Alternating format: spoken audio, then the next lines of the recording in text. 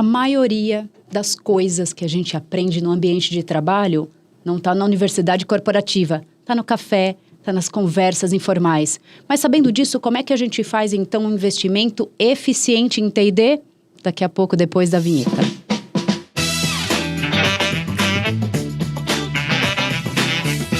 Fala T&D, hoje então a gente vai falar daquilo que deixa os profissionais totalmente preocupados. Onde que eu vou colocar o investimento que eu consegui liberar no RH, que eu consegui liberar na organização e na empresa, para poder fazer e extrair o melhor treinamento e o melhor desenvolvimento das pessoas. Eu já vou começar aqui falando, seja bem-vindo, meu querido amigo Igor. Ô, Pelis, muito bom estar aqui, gravar mais um episódio, estar aqui participando de mais um episódio do nosso Fala T&D, querido Fala T&D, levando assuntos super estratégicos importantes e hoje estratégico assim no ponto de como trazer mais eficiência para os processos de treinamento, né? Então, papo muito bom, tô com grandes expectativas aqui. E esse convidado aqui é o Giuseppe Mosello, obrigada por estar aqui com a gente. Olha só, um executivo renomado nesse campo de tecnologia para a educação corporativa, mais de 35 anos de experiência. Ele tem formação em sociologia e psicologia, mas nesse momento aqui a gente quer saber o que é que não está no seu LinkedIn. Quem é o Giuseppe como ser humano? Seja bem-vindo, muito obrigada por aceitar nosso convite. Muito obrigado a vocês por ter me convidado, é um prazer estar aqui, um prazer falar com vocês. Então, sim, vamos falar do Giuseppe, fora da rede, entendeu? Vamos dizer assim. Talvez esse sotaque já dá a entender alguma coisa que não está no LinkedIn. Pois é, faz 18 anos que eu moro no Brasil, eu não consegui perder esse sotaque. Nem deve. Sou italiano, vim a primeira vez aqui no Brasil em 91, né, para fazer exatamente uma palestra sobre ensino à distância em Curitiba. E desde então me apaixonei pelo Brasil, então voltei aqui, morei 3 anos, depois fui para a Itália, voltei em 2005 e desde então estou aqui no Brasil direto, né? Tenho 2 filhas, né? Uma nascida aqui, inclusive em Curitiba, né? Que é Jenny Mosello, é uma cantora e compositora, entende, né? E outra em vez a Jessica, entende, que é médica, entende? É nascida em Roma em vez. Né? Tá totalmente aí encaminhado, muito bem encaminhado e pelo visto, né, Igor, orgulhoso das filhas. É isso aí.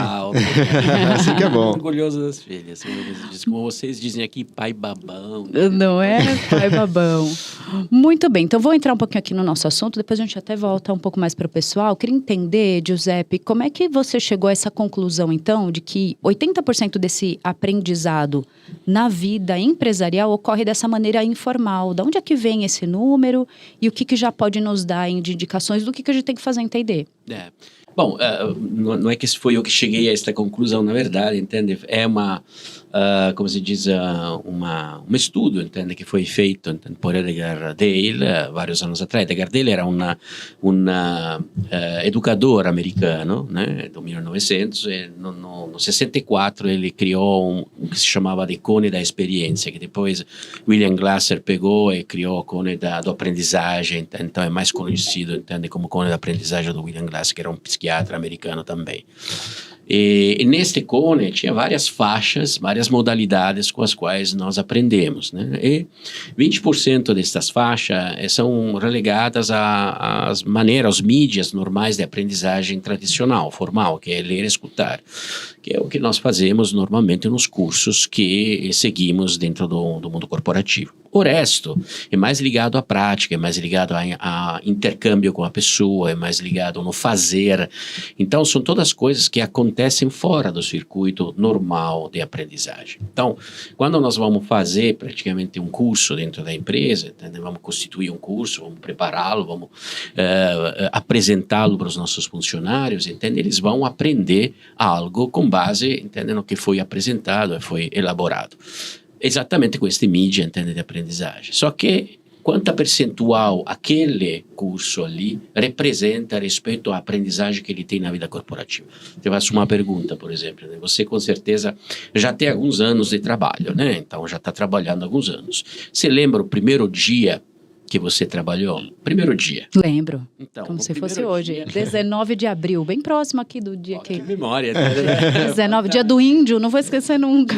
Maravilha. Então, a tua bagagem cultural, a tua bagagem de conhecimento naquele dia era uma. Sim. Hoje, completamente outra, tenho certeza disso, entende, né? A quanto os cursos que você seguiu nas empresas pelas quais você passou contribuíram a esta bagagem cultural?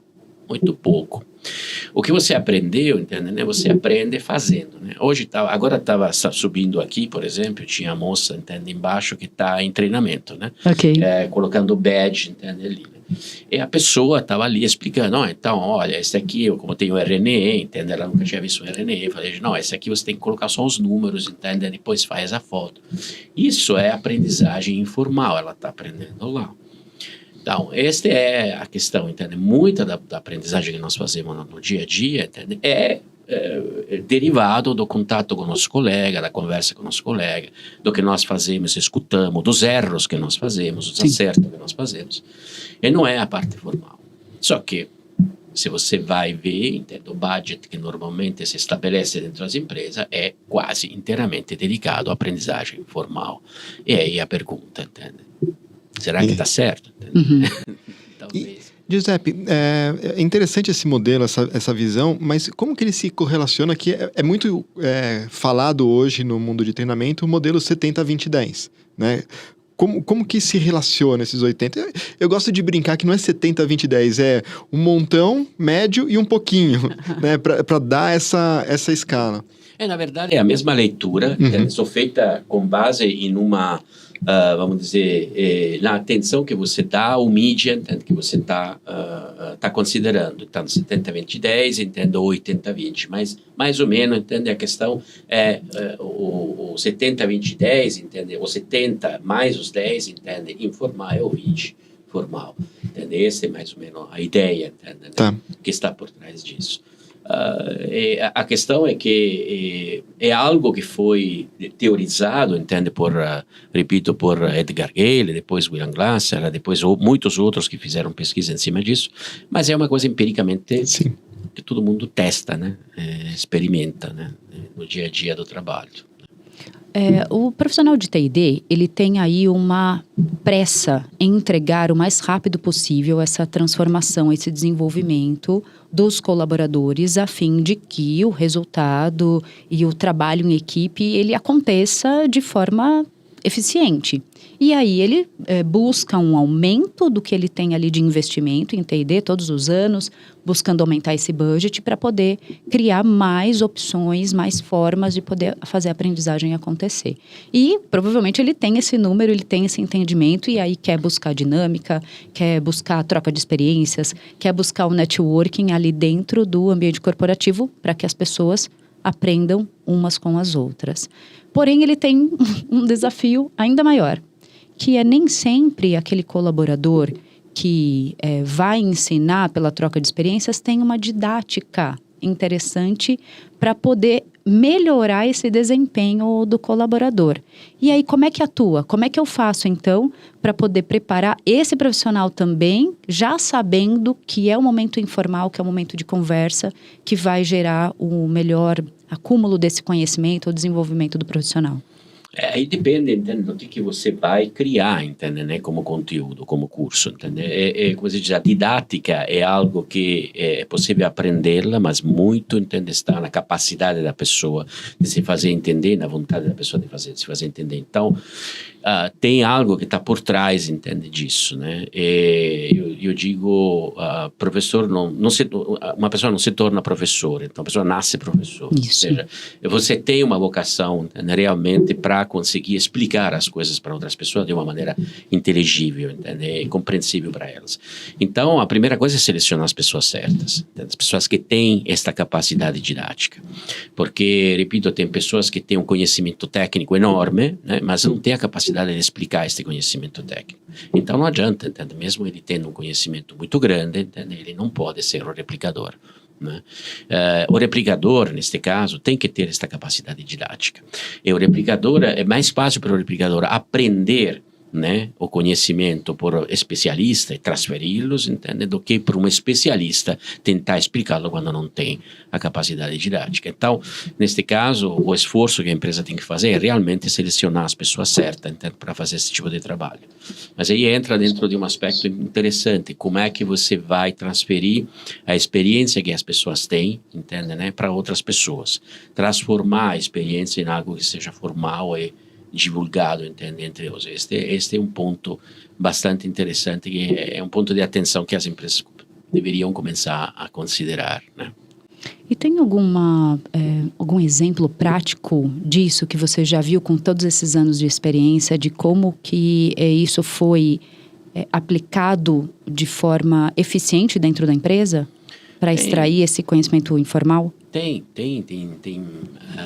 vários episódios que eu vi, entende, né? Especialmente dentro de empresas que estão, vamos dizer, que fazem treinamento para pessoas da linha de frente, né?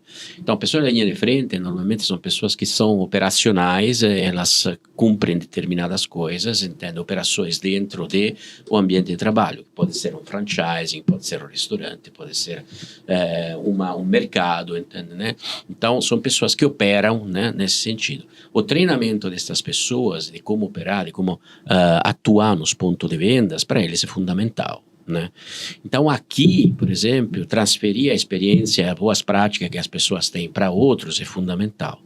Então, como é que, por exemplo, exemplos, a Kraft Food, entende, alguns anos atrás, entende, né? O que ela fazia, entende? Os promotores de venda, eles faziam ilhas, por exemplo, se deixava a criatividade das pessoas em fazer ilhas sobre os produtos que eles tinham, tipo Lacta, entende? Coisas tipo no mercado, durante a Páscoa, entende, né?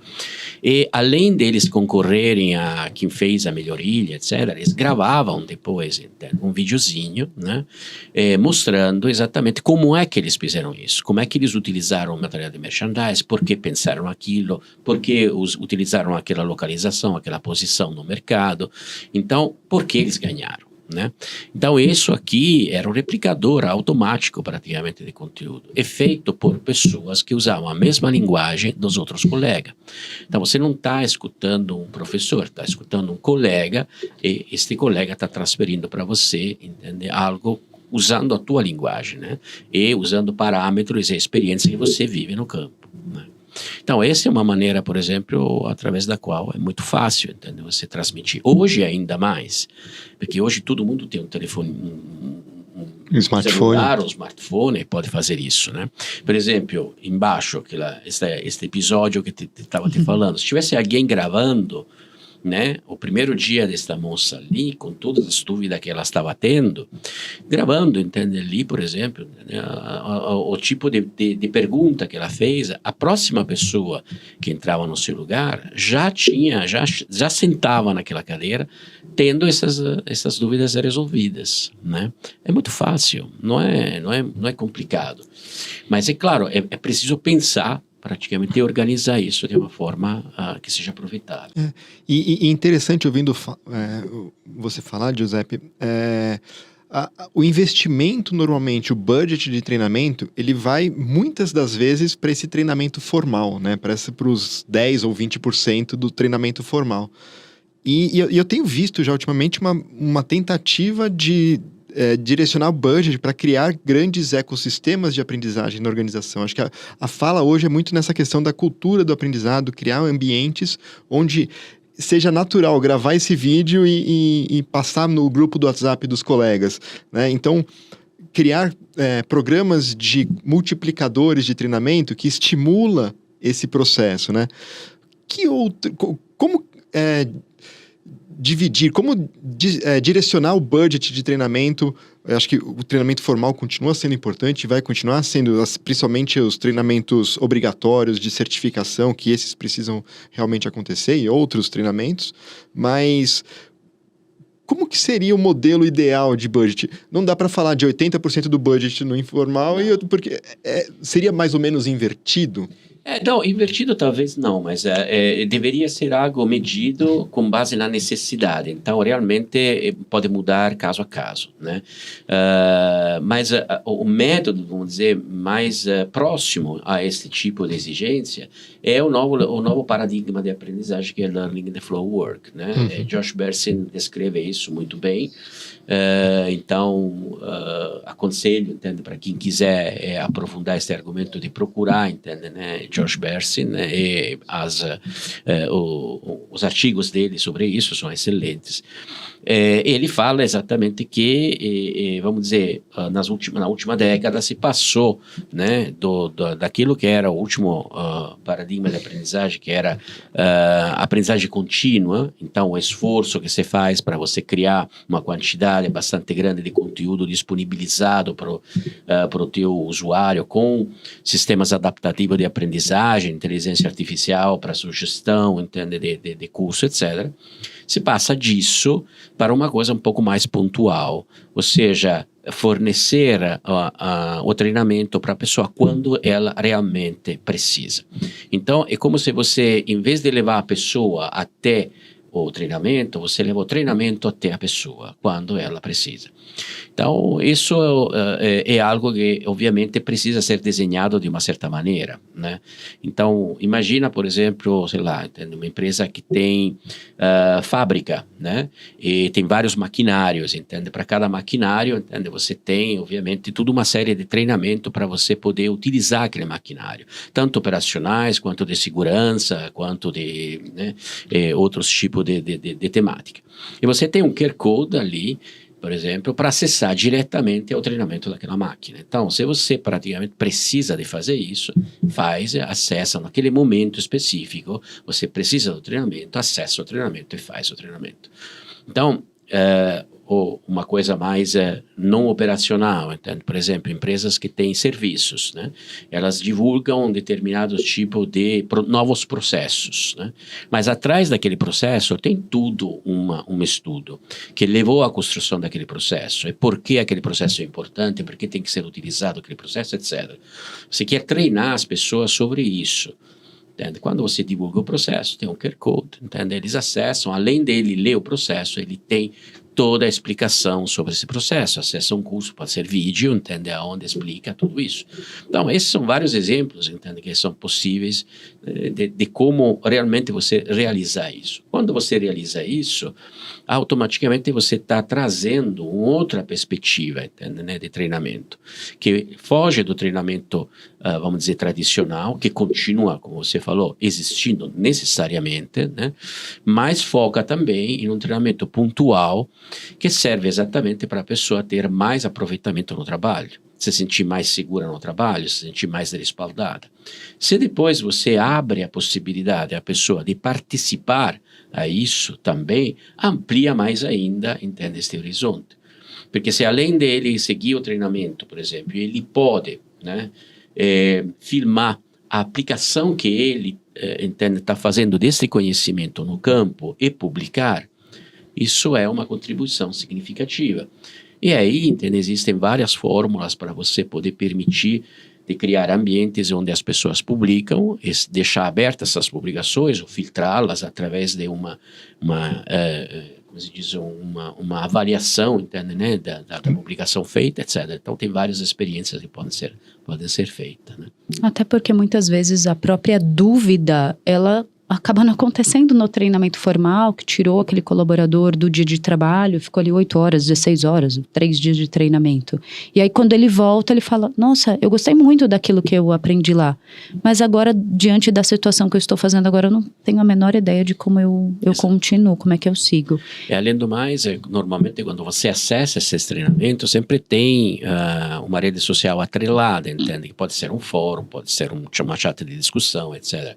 E você pode resolver as dúvidas que você está tendo na aplicação daquele treinamento no campo, diretamente com as outras pessoas que fazem parte daquele treinamento, que já fizeram com os instrutores, entende? Então, fica muito mais viável, né? A aplicação do conhecimento no campo. Você escreveu um artigo não faz muito tempo sobre até esse modelo de consumo Spotify, Netflix, o que a gente pode aprender com eles dentro desse ambiente corporativo?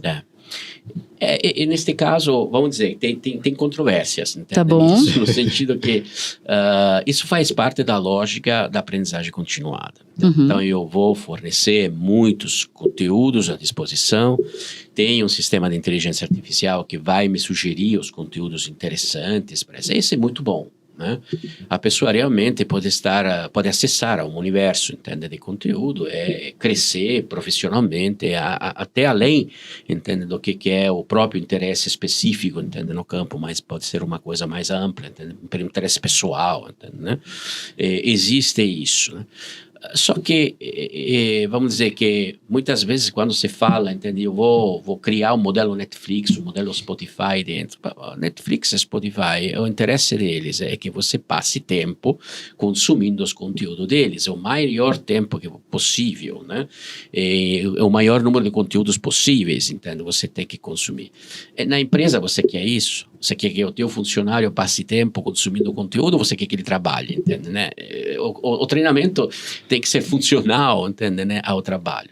Ele tem que acessar, entende, o treinamento quando ele precisa, entende, realmente. E nisso o Learning in the Flow of Work ajuda muito. Né? E ajuda também no engajamento, na motivação, porque quando nós estamos falando de treinamento para ambiente corporativo, falamos de treinamento para adultos, né? Falamos de andragogia. Sim. Os conceitos principais de andragogia são que se diz respeito a um sujeito de liberdade, a um sujeito que pensa, a um sujeito que critica, a um sujeito que tem escolhas, né?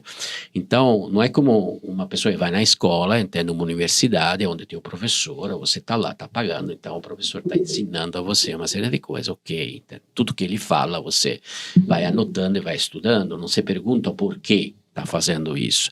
Quando está em um treinamento dentro da empresa, a primeira pergunta, entende, que a pessoa que vai fazer o treinamento, entende, se faz, por que estou perdendo tempo com isso? Perdendo tempo com isso. Então, ele tem que mudar já o conceito de perder tempo ou investir tempo.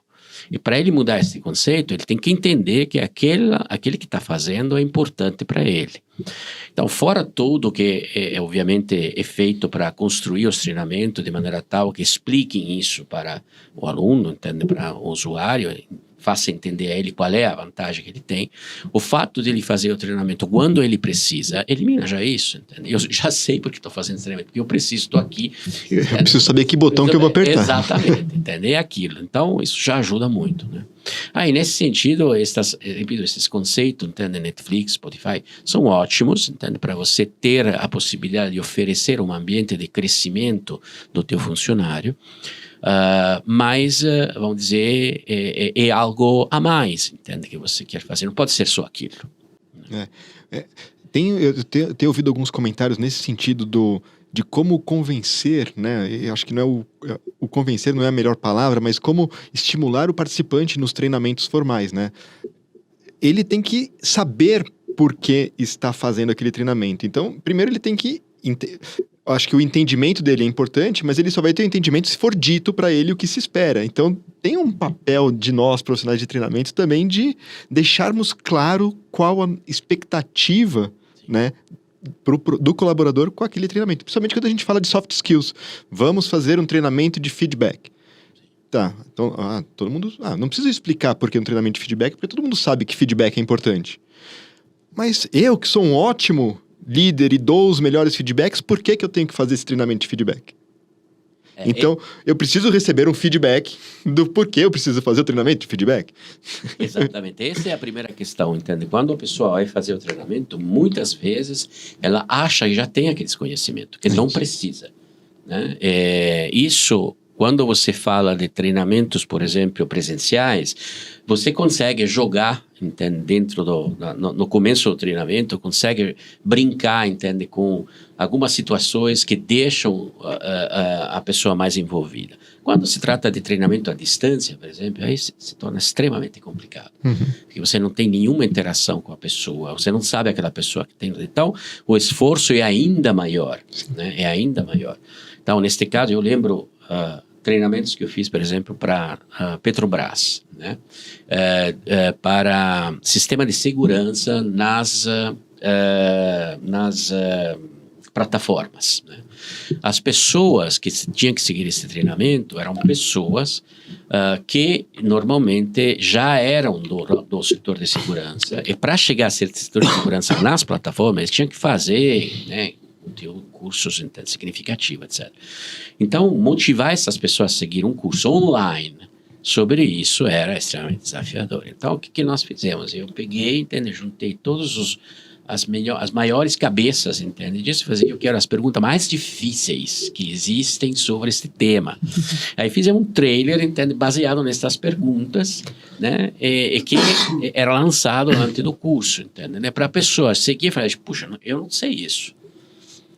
Realmente eu não tenho, entende, este conhecimento, entende, para ter depois uma possibilidade de maior adesão, entende, né, ao curso, e teve um bom sucesso. Ou na Infraero, por exemplo, lembro um curso sobre segurança no aeroporto, entende, né, pessoas que tinham que fazer aqueles monitoramentos, entende, né, no aeroporto para verificar.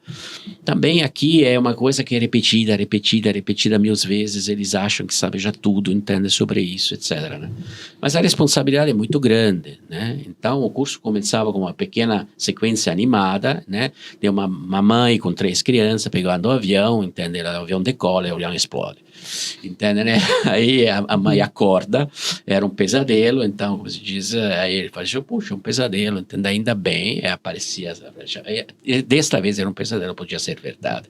Você pode evitar isso, entende? Então, sabe, uma besteira, entende, né? Mas é algo, uma mensagem, entende? Que significava algo para conseguir despertar a atenção das pessoas e chamar a responsabilidade. Isso faz parte de várias escamotagens que você pode ter, entende, para você conseguir atrair a atenção do participante. Nesse caso, então, seria a gente gerar uma angústia de verdade para poder provocar nesse colaborador esse ímpeto de dizer, poxa, eu preciso de treinamento. Gostei muito do que você trouxe, Giuseppe, sobre Spotify, Netflix, eles querem que a gente fique assistindo e dedicando o nosso tempo. Mas para o colaborador, você não quer isso. Você quer que no menor tempo possível ele possa estar mais desenvolvido. Só que isso muda muito a nossa medição do ROI, do retorno de investimento em T&D. E aí, como é que eu faço, então, essa medição? Porque vai medir, normalmente, e não sei se isso é um paradigma e para onde a gente está caminhando, de que mais horas de treinamento é o que a gente mais quer para poder pedir mais budget. E aí, como é que a gente mede esse ROI nesse sentido? Olha, eu sempre aconselho para todos os meus clientes, entende, quando se fala de retorno de investimento em treinamento, de seguir os níveis de Kirkpatrick, entende? Não tem erro, entende, né? Ele diz, são 4 níveis, entende? São 3 normalmente são aplicados, né, em todos os cursos, entende? O primeiro é a satisfação do usuário final quanto ao curso, ou seja, se foi aderente ou não às expectativas dele, se ele achou que o argumento foi interessante, aquele survey que você faz, entende, né? Faz no final do curso. O outro é a medição efetiva da aprendizagem, então os testes que você pode fazer. O terceiro é o gerente desta pessoa, né? Ele teve uma sensação de mudança, entende, né? Dentro do trabalho, depois do treinamento. É uma avaliação subjetiva, mas é uma avaliação importante porque faz parte, entende, das pessoas que têm essa vivência com quem fez o treinamento. E o último é o indicador.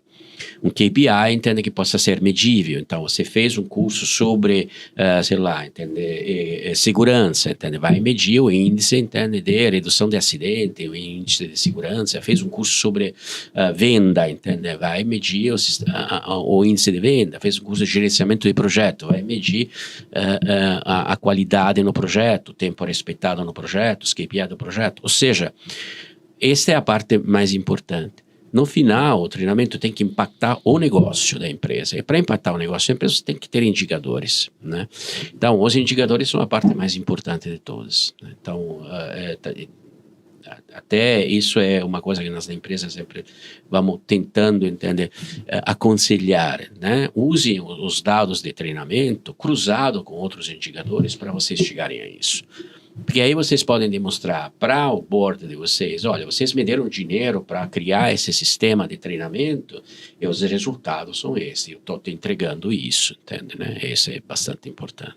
Esse é um grande desafio para o profissional de treinamento, que eu tenho falado bastante isso, que normalmente as pessoas vão para a área de humanas, não, eu gosto de gente, não gosto dos KPIs, dos números, dos indicadores. Acabou isso, não? Você de humanas tem que aprender a abrir que seja o Excel, né, e acompanhar os números, isso é fundamental. Falando dessa coisa dos números, eu já ouvi algumas pesquisas apocalípticas, que eu às vezes nem sei as fontes, de que 80% do dinheiro investido em conteúdo, não, na verdade não é 80% do dinheiro, a questão é 80% do conteúdo que é disponibilizado não é consumido. E aí eles já fazem uma projeção de que 80% do investimento é descartado. Que eu acho que é um clickbait, vamos chamar assim, né? Uma forma de chamar atenção para essa falta de cuidado do objetivo e da necessidade de treinamento. Como que você enxerga esse desperdício, né, de treinamento? Muitas vezes, como se diz, de onde que vem a exigência de treinamento, né? A exigência de treinamento vem de uma demanda, né, que as áreas de treinamento podem fazer, e vem de uma necessidade de treinamentos mandatórios, entende, né? E vem de previsões, né, que as empresas fazem sobre quais podem ser os argumentos que poderiam ser interessantes para. Qual dessas três envolve o usuário final? Né? Esse que é o problema. Muitas vezes, entende, esse tipo de demanda é estudada com base na demanda das áreas, com base nos mandatórios, mas o usuário final, que é depois a pessoa que tem que fazer o treinamento, talvez não é envolvido. Né? Então, conseguir praticamente ter o envolvimento do usuário final e entender quais são os treinamentos que poderiam realmente direcionar, entende, né? O trabalho dele no próximo ano, isso poderia ser uma maneira para evitar esse desperdício. Né? Porque o desperdício acontece quando você não tem pessoas que seguem aquele treinamento. Então, você fez o treinamento, mas ninguém seguiu, ninguém participou. Aí as causas podem ser várias, entende? O treinamento não atende às exigências dele, entende? O treinamento não foi apresentado como deveria, as pessoas não entenderam, as pessoas não têm tempo. Né? Essa é outra coisa. O tempo, entende, né? No treinamento é um fator hoje fundamental. Né? Então, tem ainda, entende, empresas que eu vi que insistem em fazer treinamentos longos, né?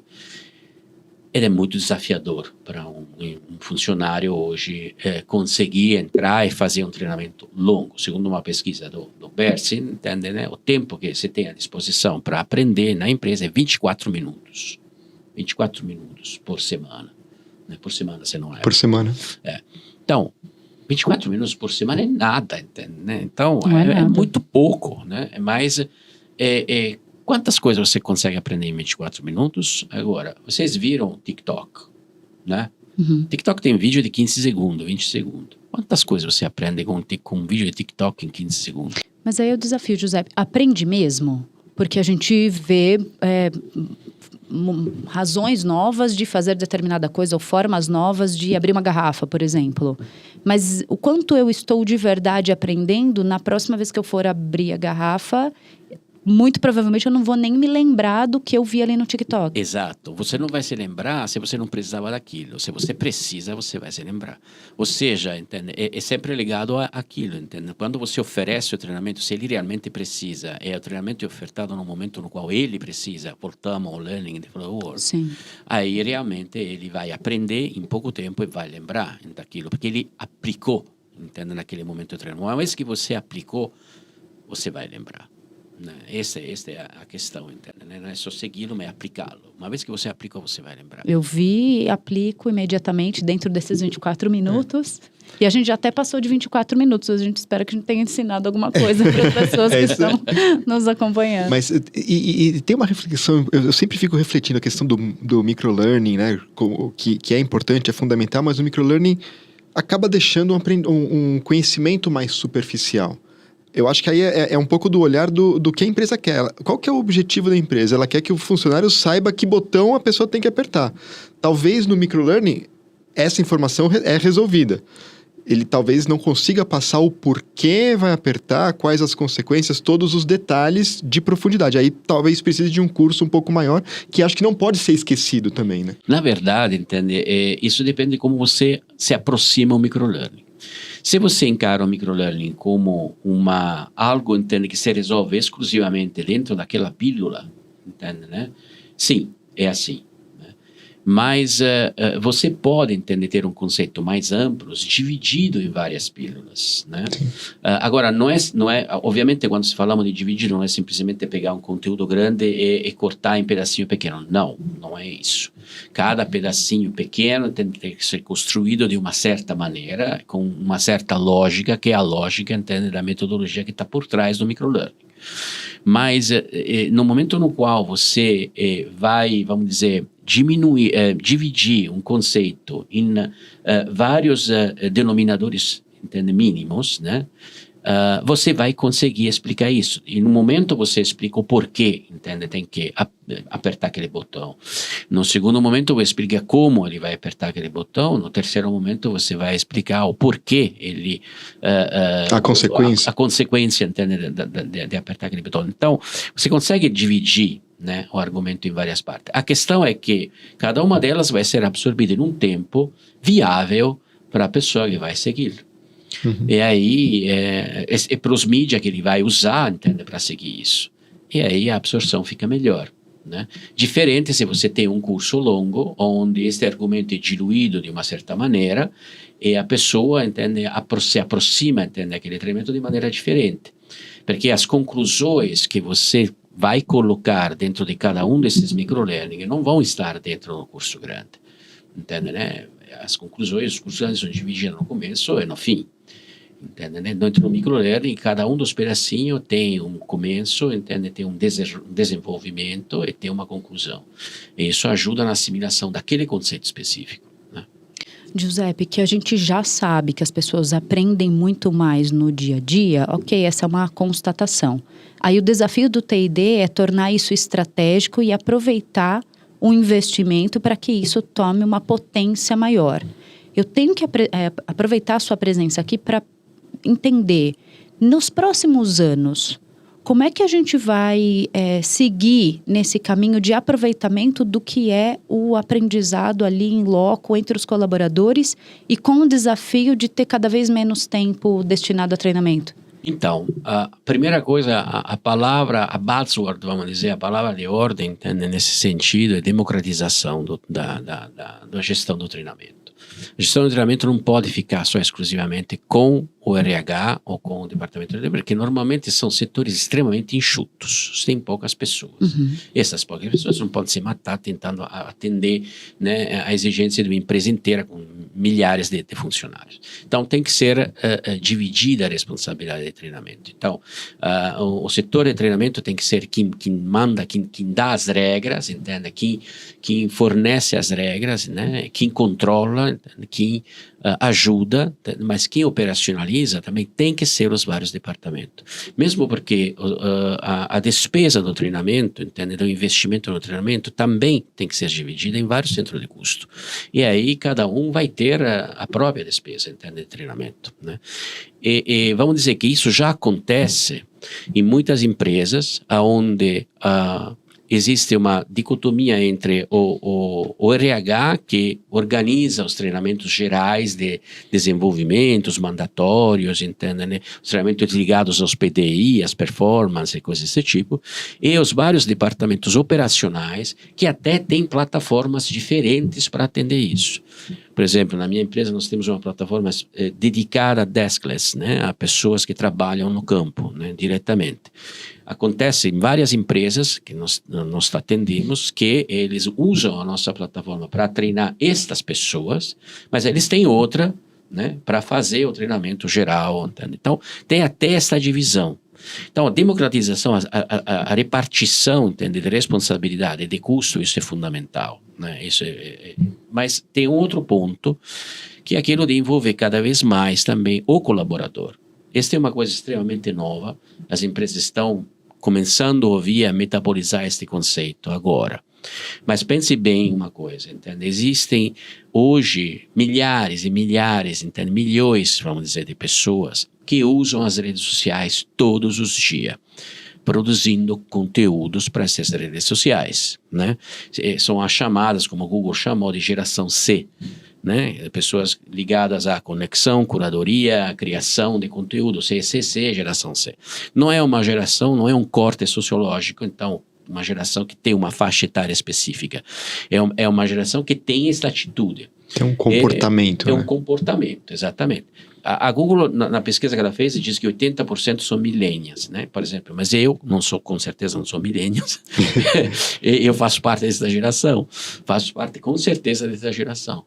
Então, são pessoas que gostam de publicar conteúdos na rede, né? O que elas ganham? Ganham a possibilidade de ter satisfação na divulgação do conteúdo, as pessoas que a seguem, entende, né? Ou a discussão que nasce através disso, entende? Coisas desse tipo. Por que não fazer isso dentro da empresa também? Ou seja, já existe esta disposição das pessoas em fazerem isso. Né?